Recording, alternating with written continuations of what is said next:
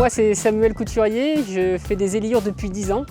Moi je m'occupe plutôt de la partie construction bois ossature et puis ma compagne elle fait les toiles. Donc là on est chez moi, du coup on est sur la commune de Boulques dans la Drôme et on organise des stages. Le but c'est que les gens ils viennent là pendant une semaine et on les accompagne à auto-construire leur yourte. L'Eliyourt c'est un petit peu une réadaptation de la yourte traditionnelle mongole. Et on a simplement une nouvelle ossature, une nouvelle charpente qui offre beaucoup d'avantages, surtout pour des installations durables et pour des habitants. On reste dans de l'habitat léger, démontable. On est vraiment dans une structure qui peut servir pour de l'habitat, pour du loisir, pour des activités professionnelles. Au départ, c'était vraiment un projet personnel. Il fallait que je m'installe, j'avais un terrain et je pensais à la yourte parce que je trouvais ça très sympa, j'aimais bien le rond. Et je me suis simplement très vite rendu compte que c'est quand même une structure qui est assez fragile.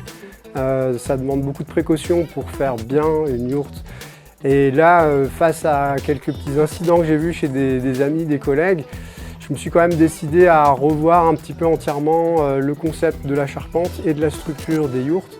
Et de fil en aiguille, au bout de 3 ans, on est arrivé à un résultat aujourd'hui qui permet d'avoir des garanties de solidité bien meilleures que sur une yourte traditionnelle. L'Eliyourt est donc une structure assez rigide et vraiment esthétique et surtout elle est assez facile à faire. L'avantage c'est qu'on peut s'en sortir avec très peu d'outils, avec pratiquement une scie sauteuse et une visseuse perceuse déjà on fait 90% des pièces. Moi l'idée c'est que les gens ils arrivent et en fait c'est qu'ils aient aucune charge mentale, c'est-à-dire qu'ils arrivent, il y a les postes de travail qui sont là, on a fait les commandes de bois, le bois est prêt, moi j'ai les gabarits et du coup ils peuvent uniquement se concentrer sur la découpe de leur structure et se garantit que quand la semaine est passée, ils puissent repartir avec leur structure en état de marche. Dans l'Eliyourt, on reste dans cette idée de pouvoir vraiment utiliser très vite des grands volumes et de rester dans des prix abordables.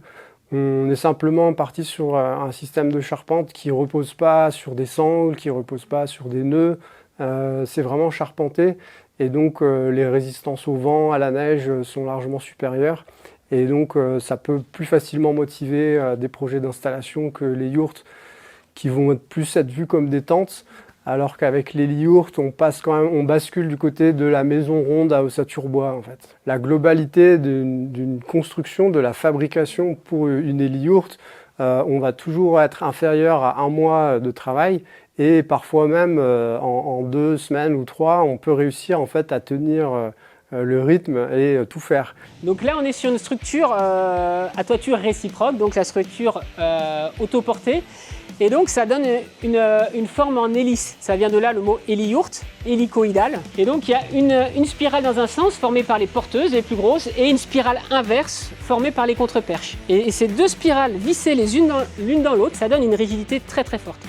C'est ça qui permet de pouvoir avoir plusieurs centimètres de neige sur le toit sans trop de risques. Et notre avantage de ça, c'est que du coup, cette rigidité-là permet même de suspendre. Là, on voit que par exemple la mezzanine, donc qui représente déjà quelques kilos de bois, est pratiquement entièrement suspendue. Sur une yourte normale, ça ne serait pas possible. C'est une yourte traditionnelle, quoi. Le prix de revient au mètre carré, bon, il peut varier si on s'implique fortement soi-même sur un chantier.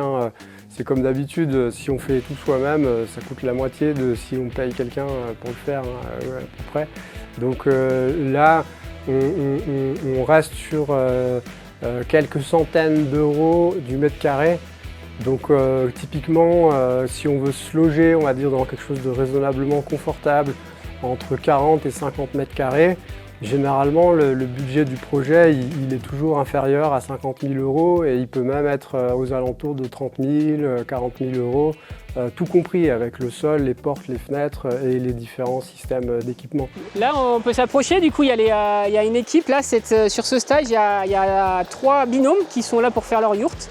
Donc on a une 6 mètres de diamètre, une 8 mètres de diamètre et une 9 mètres de diamètre avec des murs à 2,50 mètres. Alors mon but c'était de pouvoir accueillir des gens chez moi parce que j'ai déjà un gîte mais je souhaite avoir une plus petite structure pour accueillir des gens qui font de l'itinérance soit à pied soit en vélo. Je suis habitué à travailler le bois parce que j'ai déjà construit des tiny houses. Donc je voulais surtout apprendre à la technique des Eliyourt. C'est pour la raison pour laquelle je suis ici.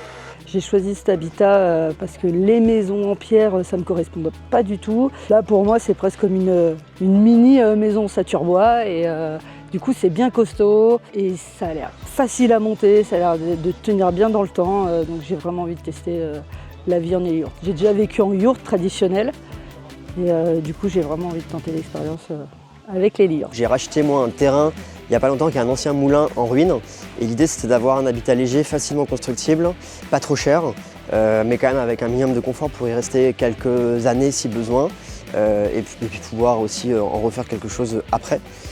Et du coup de s'installer sur ce terrain avec cet habitat léger et ensuite de pouvoir être sur place pour refaire des travaux, etc. dans les bâtisses qui sont encore présentes sur le lieu. Alors moi je m'appelle Tiffaine et je fais la couture des toiles de yourte. Je m'occupe de toutes les membranes souples, sauf l'isolant qu'on ne travaille pas parce qu'il est travaillé directement sur les montages. Donc les membranes souples, ça va être la toile intérieure qui est en coton écru, qui est vraiment une toile d'habillage pour l'esthétique. Ensuite, il y a du frein vapeur, une membrane technique, du pare-pluie qui est aussi une membrane technique, et la toile extérieure qui est en acrylique, et on utilise de la toile Astor qui a la particularité d'être résistante aux UV, donc qui protège le pare-pluie des UV, et le pare-pluie lui assure l'étanchéité. Donc un des avantages de l'héliyourte, c'est de pouvoir faire effectivement du bardage sur les murs, c'est-à-dire qu'à la différence des yourtes traditionnelles où c'est des treillis, là, c'est des plans de murs. Et ça a un avantage parce que dans les yourtes traditionnelles, les portes, c'est ça qui soutient les treillis. Ce qui fait que quand on construit la yourte, il faut déjà savoir à la base combien il y a de portes. C'est possible de rajouter des ouvertures ensuite, mais c'est quand même plus complexe parce qu'il faut découper le treillis et tout ça. Alors que là, avec le système héliyourte et les plans de murs, c'est assez facile. Il suffit d'enlever les croix de Saint-André, les croisillons là, qui font le contreventement des murs, et puis on peut rajouter des ouvertures où on veut. Et du coup, c'est très facile d'adapter des fenêtres qu'on achète chez n'importe quel fabricant ou même sur des fenêtres d'occasion si on veut réduire son budget. Et c'est très facile à adapter, n'importe quel type de fenêtre. Il y a juste la largeur du pan de mur qui va déterminer la taille de l'ouverture. La logique administrative des habitats légers, ça reste un sujet qui est assez touffu, c'est assez compliqué. Sans rentrer dans le détail, aujourd'hui il y a quand même eu une ouverture plus large sur les constructions, on va dire insolites, où dans le cadre des permis de construire, on arrive facilement à intégrer des maisons rondes et des yourtes. Après, il y a quand même toujours quelques contraintes. Si maintenant on veut faire un projet avec une yourte ou une héliyourte sur un terrain non constructible, il commence à y avoir des dispositifs pour le faire, mais ça reste toujours un petit peu au cas par cas et des négociations à obtenir parce que pour la commune et les administrations locales, il y a besoin un petit peu de s'extraire du code de l'urbanisme ordinaire, mais donc il y a des possibilités, c'est simplement que ce n'est pas un chemin qui est toujours facile.